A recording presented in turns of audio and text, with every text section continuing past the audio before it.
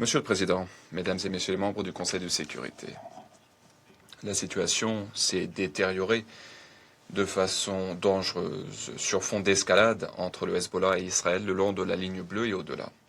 Les avancées terrestres en cours, menées à bien par les forces de défense israéliennes, jusqu'à 11 km au-delà de la frontière, sur fond d'affrontements intenses avec le Hezbollah, et il y a également des niveaux sans précédent de frappes aériennes. Les forces de défense israéliennes contrôlent une partie importante au nord de la ligne bleue. Les civils continuent de souffrir en raison de ces hostilités. La FINUL est présente sur le terrain. Elle s'acquitte de sa mission, une mission qui lui a été donnée par ce Conseil. Et la FINUL a désormais perdu des hommes. Le secrétaire général a condamné les 2 incidents extrêmement répréhensibles qui ont abouti à la mort de 3 casques bleus en l'espace de 24 heures. Plusieurs autres casques bleus ont été gravement blessés. Hier matin, 2 casques bleus indonésiens ont perdu leur vie à la suite d'une explosion qui a détruit leur véhicule à proximité de Bani Ayan dans le secteur Est. 2 autres ont été blessés, dont un gravement. Selon les premières enquêtes, il s'agit d'une explosion sur le bord de la route qui aurait frappé le convoi. Le jour précédent, le 29 mars, un casque bleu du contingent indonésien a également été tué à la suite d'une explosion à l'intérieur d'une base de la FINUL à Et Taïbé dans le secteur Est. Un autre casque bleu a été gravement blessé et a été évacué vers un hôpital à Beyrouth.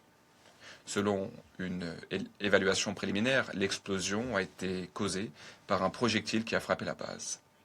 Ces incidents tragiques n'auraient jamais dû se produire. Je présente mes plus sincères condoléances aux familles des casques bleus qui ont perdu leur vie et au gouvernement de l'Indonésie. Et je souhaite un prompt rétablissement à ceux qui ont été blessés. La FINUL mène à bien des enquêtes afin de déterminer les circonstances de ces incidents répréhensibles. Monsieur le Président, hélas, ce ne sont pas les seuls incidents dangereux auxquels ont fait face les courageux casques bleus de la FINUL.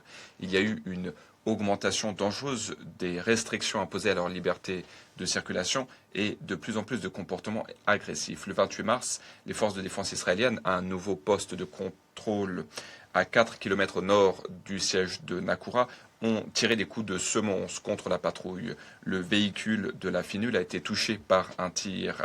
Au moment du retour de la patrouille, un tank israélien au même poste de contrôle a ouvert le feu. L'obus a explosé à 15 mètres du véhicule de la FINUL, provoquant une crevaison. Le 30 mars, une patrouille de la FINUL à proximité de Dar Kanoun an-Nahar, dans le secteur ouest, a fait face à des tirs nourris d'armes légères tirés par un groupe d'une vingtaine de personnes qui bloquaient la route. Il y a eu une explosion également à proximité des véhicules de patrouille. La patrouille a ouvert le feu et s'est désengagée pour rentrer au siège de Naqoura. Fort heureusement, personne n'a été blessé pendant ces attaques. Nous souhaiterions le dire clairement. Et cela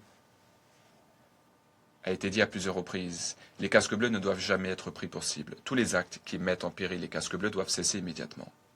Tous les acteurs doivent respecter leurs obligations et garantir la sûreté et la sécurité des casques bleus à tout moment. Il faut respecter la nature inviolable des installations de l'ONU. Je souhaiterais saluer l'extraordinaire courage et l'engagement des femmes et des hommes de la FINUL qui mettent en œuvre ces tâches qui découlent du mandat octroyé par le Conseil de sécurité dans des conditions extrêmement dangereuses. Et je souhaiterais leur dire toute notre gratitude. Monsieur le Président, depuis que le 2 mars, le Hezbollah a attaqué Israël, le Hezbollah a mené à bien des frappes quotidiennes avec des roquettes, des missiles et des drones qui ciblent Israël et le Golan syrien occupé. La FINUL continue de déplorer des centaines de lancements depuis la zone d'opération de la mission, ce qui montre qu'il y a des armes, des personnels, des moyens qui sont utilisés au sud du fleuve Litani, ce qui est une claire violation de la résolution 1701. Les forces de défense israéliennes ont émis des ordres de déplacement pour toute la zone d'opération de la FINUL. Ils continuent de mener à bien des frappes aériennes, ce qui est également une violation de la résolution 1701. Les décideurs politiques en Israël parlent ouvertement désormais de leur intention de créer une zone tampon, une zone sécuritaire avec la destruction de villages le long de la ligne bleue et de plusieurs ponts le long du fleuve Litani. Rien que la dernière semaine, des milliers de trajectoires ont été observées dans les 2 sens. Il y a eu également des attaques par des avions de combat et des drones. Les forces de défense israéliennes pénètrent plus profondément à l'intérieur du Liban. Il y a eu des affrontements, notamment à proximité du siège de la FINUL à Nakoura. Et le siège de la FINUL a été touché par des impacts. Les forces armées libanaises, alors qu'elles ne se sont pas impliquées dans le conflit, ont également été touchées. Lundi, un soldat libanais a été tué, plusieurs ont été blessés, un poste de contrôle sur la route qui relie Nakoura à Tyr. Monsieur le Président, la FINUL est mise à rude épreuve avec ses échanges de tirs, ses attaques directes, ses restrictions à la liberté de mouvement. La FINUL évalue sa position en permanence pour atténuer les risques, pour renforcer la protection de la force, pour réduire son empreinte, pour ajuster ses opérations et ses activités opérationnelles. Nous sommes en contact en permanence avec les parties pour éviter les erreurs de compréhension, pour faire de la désescalade. L'objectif, c'est de garantir la sécurité des casques bleus, faciliter l'accès humanitaire pour les communautés qui sont touchées dans la zone.